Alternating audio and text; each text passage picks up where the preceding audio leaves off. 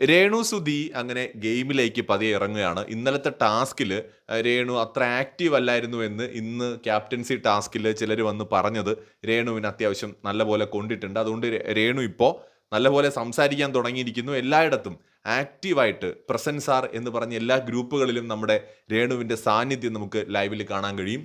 ഇതിനിടയിൽ നമ്മളെ ഇന്ദ്രേട്ടനെ ഒന്ന് കൊച്ചാക്കുകയും ചെയ്തു. ഞാൻ ഇന്ദ്രേട്ടൻ്റെ വലിയ ഫാനായിരുന്നു, ഷാനുക്കായുടെ വലിയ ഫാനായിരുന്നു എന്നൊക്കെ പറഞ്ഞിട്ട് കുറച്ച് കഴിഞ്ഞിട്ട് മൂപ്പരോട് പറയാണ്, അത് ഞാൻ വെറുതെ പറഞ്ഞാണ്, എനിക്കിവിടെ ആരെയും സോപ്പിട്ട് നിൽക്കേണ്ട കാര്യമൊന്നും ഇല്ല ബിഗ് ബോസ് എന്ന് ബിഗ് ബോസിനോടും കൂടി പറഞ്ഞു. അതൊക്കെ എൻ്റെ സ്ട്രാറ്റജി അല്ലേ എന്ന് മനസ്സിൽ വിചാരിച്ചുകൊണ്ട് രേണു സുധി അങ്ങനെ ഗെയിമിലേക്ക് അങ്ങനെ കംപ്ലീറ്റ് ആയിട്ട് ഇറങ്ങിയിരിക്കുന്നു എന്ന് തോന്നുന്നു.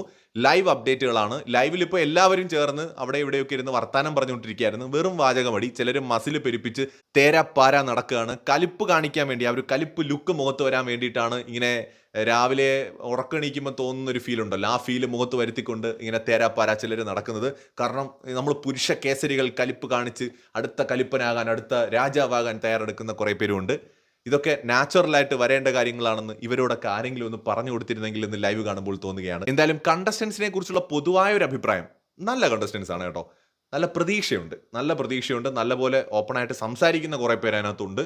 അത് മെയിൽ കണ്ടസ്റ്റൻസിൻ്റെ ഇടയിലുമുണ്ട്, ഫീമെയിൽ കണ്ടസ്റ്റൻസിൻ്റെ ഇടയിലുമുണ്ട്. ചിലർ ഈ അറിഞ്ഞുകൊണ്ട് ഞങ്ങൾ വലിയ സംഭവമാണ്, ഞാൻ മാസാണെന്ന് കാണിക്കാൻ, അത് വിമൻ കണ്ടസ്റ്റൻസിൻ്റെ ഇടയിലുമുണ്ട്, മെയിൽ കണ്ടസ്റ്റൻസിൻ്റെ ഇടയിലും അങ്ങനത്തെ ആൾക്കാരെ കാണുന്നുണ്ട് ലൈവിനകത്ത്. അവരെയൊക്കെ കുറച്ച് ദിവസം കഴിഞ്ഞിട്ട് നമുക്ക് എടുക്കാം.